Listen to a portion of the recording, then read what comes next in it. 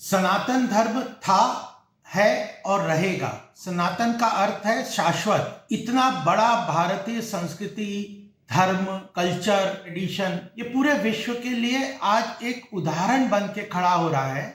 और यह कोई आज से नहीं है, हजारों साल से सनातन धर्म पूरे विश्व को मार्गदर्शन के रूप में दिशा निर्देश करता रहता है। पूरे विश्व में इसका प्रभाव था। ऋग्वेद और चारों वेद जिस तरह से उन्होंने ज्ञान के भंडार के रूप में अपने आप को स्थापित किया है, और आज से 5000 साल पहले से तमिल काशी संगम चलता था। हर वर्ष तमिल संस्कृति को मानने वाले, तमिल भाषा को मानने वाले वह लोग काशी में आके विभिन्न कार्यक्रमों में, सांस्कृतिक कार्यक्रमों में भाग लेते थे। तमिल महाराष्ट्र संगम शुरू किया प्रधानमंत्री ने, पहले भी चलता था, उसको रिवाइव किया।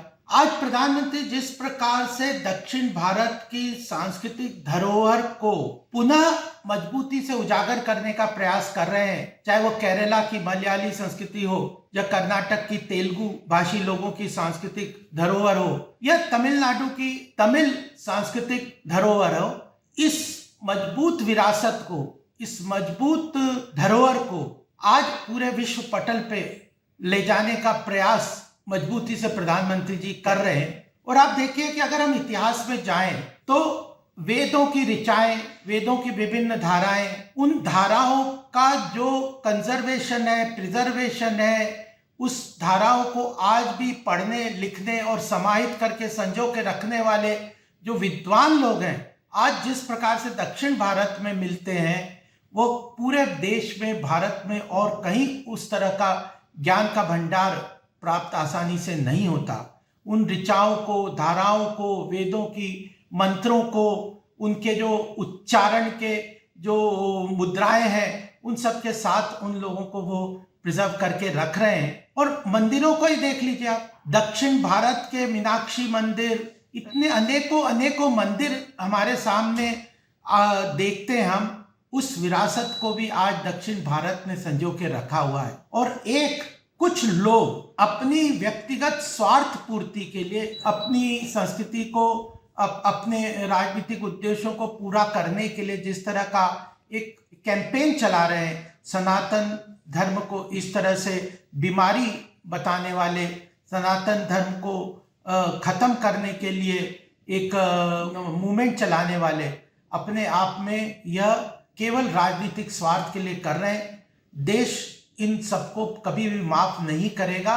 और यह एक सोची समझी प्रक्रिया के अंतर्गत ये लोग कर रहे हैं। एक अपोजिशन के जो गठबंधन है, वह देश के उत्थान को, देश के विश्व पटल पे मजबूती से खड़े होने के जो प्रक्रिया है, उसको कहीं ना कहीं रोकने के कारण विदेशी ताकतों के साथ मिलकर इस तरह की बातों को उठा रहे हैं। चाहे वो स्टालिन ये कहता हो कि सनातन धर्म मलेरिया की तरह है, कोविड की तरह है, या अभी ए राजा जिस तरह के बयान कर रहे हैं। और यह एक नहीं है, एक के बाद एक स्वामी प्रसाद मौर्य जिस तरह से हिंदू धर्म, सनातन धर्म के ऊपर कुठाराघात कर रहे हैं। बिहार के अनेक जेडीयू, आरजेडी के नेता जिस तरह से इस चर्चा को उठा के दे रहे हैं, यह कहीं ना कहीं राजनीतिक रूप से देश को कमजोर करने की प्रक्रिया के अंदर ये सनातन धर्म के ऊपर अटैक करने का प्रयास कर रहे हैं। जब तक सनातन धर्म को मानने वाले, जब तक सनातन धर्म को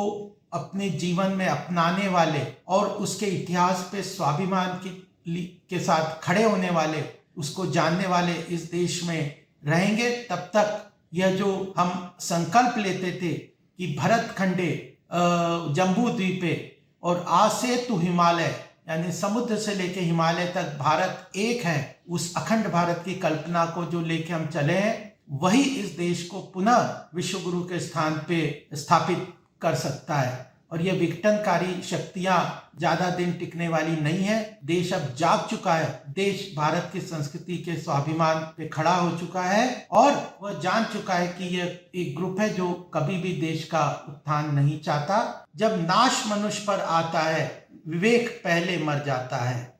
तो इनका पूरी तरह से विवेक नष्ट हो गया है। यह गठबंधन का संयोग नहीं, प्रयोग है। जिस प्रकार भगवान कृष्ण ने कालिया नाग के फणों का मर्दन किया था, उसी प्रकार देश की जनता सनातन विरोधियों का मर्दन करेगी। आज कृष्ण जन्मोत्सव का दिन है। ये पावन दिन पर मैं देशवासियों से शुभकामनाओं के साथ यह भी संदेश देना चाहता हूं कि सनातन संस्कृति धर्म पर जो हमला करेगा, सबसे पहले वह नष्ट खुद हो जाएगा।